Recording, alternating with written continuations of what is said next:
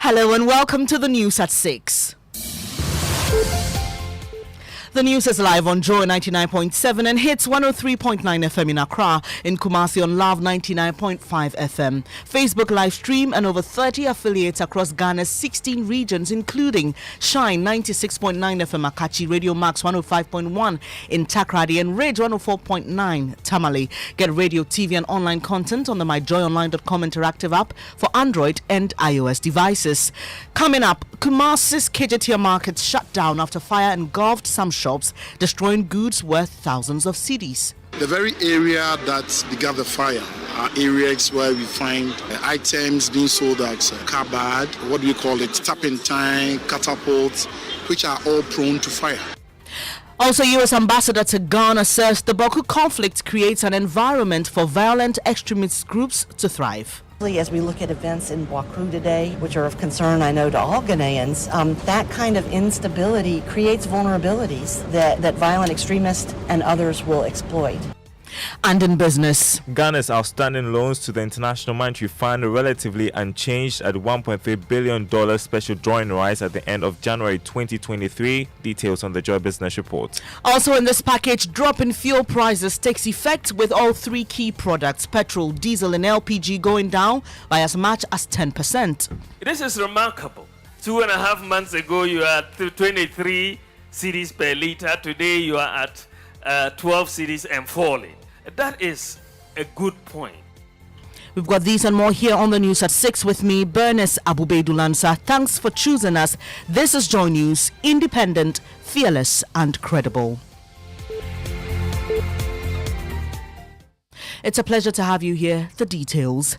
The KJTR market in Kumasi has been shut temporarily for an assessment on the extent of damage caused to the facility in Wednesday's fire. The first and second floors of the market went in flames late Wednesday, destroying some shops. The National Disaster Management Organization says there's no record yet of injuries and casualties. Nana Yaljima has more in the following report. It is alleged the fire started from a shop at a section of the market where combustibles are sold. Traders made attempts to stop the spread but were unsuccessful. According to the Ashanti Regional Director of NADMO, Frank Diodu, some materials exploded as the fire raged. There was a fire incident which had burnt quite a number of shops, which is not that much though to say, but the fire started from one shop and spread to the other shops. The very area that began the fire are areas where we find items being sold at cupboard, what do you call it, tap-in-time, catapults, which are all prone to fire. Several fire tenders arrived at the scene to douse the flame. The security services and some traders aided the rescue of people trapped in the facility. Cranes of the construction firm contractor came in handy for the rescue efforts. An eyewitness narrates.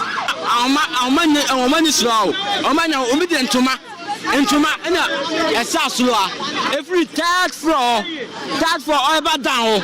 Until the contractors brought their cranes, they had tied a cloth from the third floor. With that, some people were descending from the top.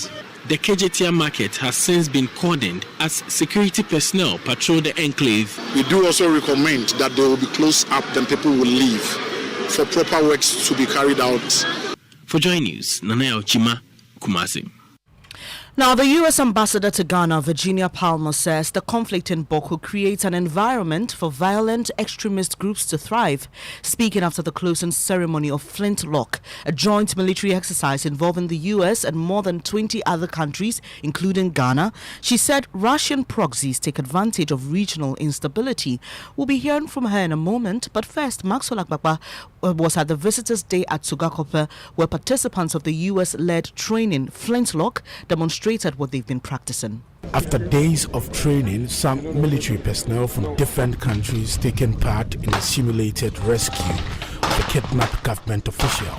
It was to put to use what they had been practicing for days. In a digital press conference on the purpose of Flintlock, Commander of the U.S. Special Operations Command Africa, Rear Admiral Jamie Sanders, said concern is that Al-Qaeda will continue to grow and expand through the Sahel and threaten coastal West African countries like Ghana. So we're looking at preparing to help our African partners address threats to the north from violent extremist organizations, and also to help them address the multiple threats and challenges that we have in the maritime environment.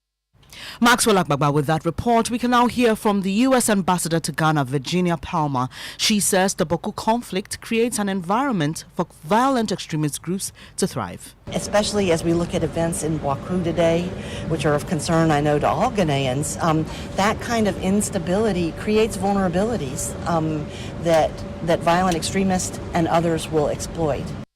You just heard U.S. Ambassador to Ghana, Virginia Palmer.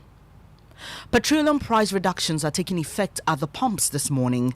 Prices of petrol, diesel and liquefied petroleum gas LPG are expected to fall between 3 and 10%, with petrol selling at 12 cedis 95 pesos this morning. It comes following a drop in world market prices, which the Institute of Energy Security attributes to fall in crude prices and a fairly stable cedi. Adam Yakubu is research and policy analyst at IAS. You realize that the prices have fallen by 2% for diesel, about 4% or 3% for petrol, and about 8.6, almost 9% for LPG. Then you look at our domestic front, the performance of the cedi over the last 2 weeks has relatively been good. Adam Yakubu is a research and policy analyst at IES. Meanwhile, Vice President Dr. Mahmoud Bawumia is attributing the drop in prices to the gold for oil deal introduced 3 months ago. This is remarkable. 2.5 months ago, you were at 23 cedis per liter. Today, you are at 12 cedis and falling. That is a good point. But let me point out that the most important aspect of the gold for oil policy is not just the reduction in fuel price, but the most important aspect is the savings in foreign exchange. Vice President Dr. Mahmoud Bawumia there announced a Tech Thursday. As humans, we tend to be forgetful sometimes, leaving appliances on our electricity extension boards. This can cause fires, leading to loss of property. So what if you have the ability to control your extension board remotely? That's what 3 students from the Computer Engineering Department of the Kwame Nkrumah University of Science and Technology have created. On Tech Thursday, Love FM's Kwesi Deborah speaks to them. Alexander Osei-Bonsu, Francis Akwesi-Jiman, and Obed Ansah. The extension board is controlled by the internet, so they've developed an app for this purpose. This board has a current sensor to know how much users are consuming at a point in time. This is an IoT device, an IoT extension board. It is basically supposed to give a user or a consumer the ability to control his or her extension boards remotely. Most of the time, as people, we leave our houses and sometimes we forget that we left sockets on, we left devices connected to sockets not turned off. So you can't come back and then come and turn it off. Maybe you may be busy at work or something. So having a device such as this will give you the opportunity to turn it off remotely via an app that we have as a counterpart to the device. So you can actually turn them off. Reporting for Joy News, Kwesi Deborah. And before we go, there are 32 forts and castles dotted along the coast of Ghana. These were used for slave trade. All the forts share similar stories, but they have their uniqueness. Today, we focus on Fort Fredericksburg, located in Princestown in the Western region. Kojo Yankson has the rest of the story. Mr. Blankson. Yes, my good friend. How are you doing? Where have you brought us? I can hardly believe we are still in Ghana. Yes, we are. This is beautiful. Yeah. Fort Fredericksburg. Fredericksburg. Tell us the history of this place. Well, Fredericksburg was a German fort built by the Brandenburgers. 1630, they sent an emissary to the king of, they call it Pekusu, who was a king of the area, to seek property for this. And they traded in it for about 33 years and eventually sold it to the Dutch.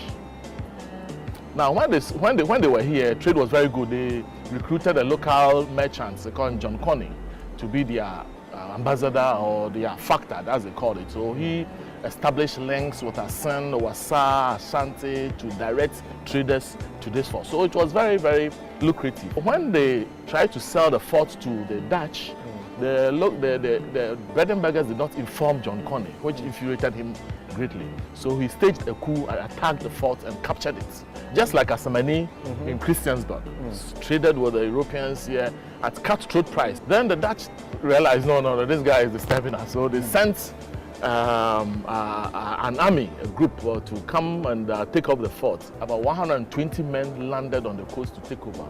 That was when John Coney also opened fire. Bang, bang, bang, bang, bang, bang, bang, bang, bang. Killed most of them.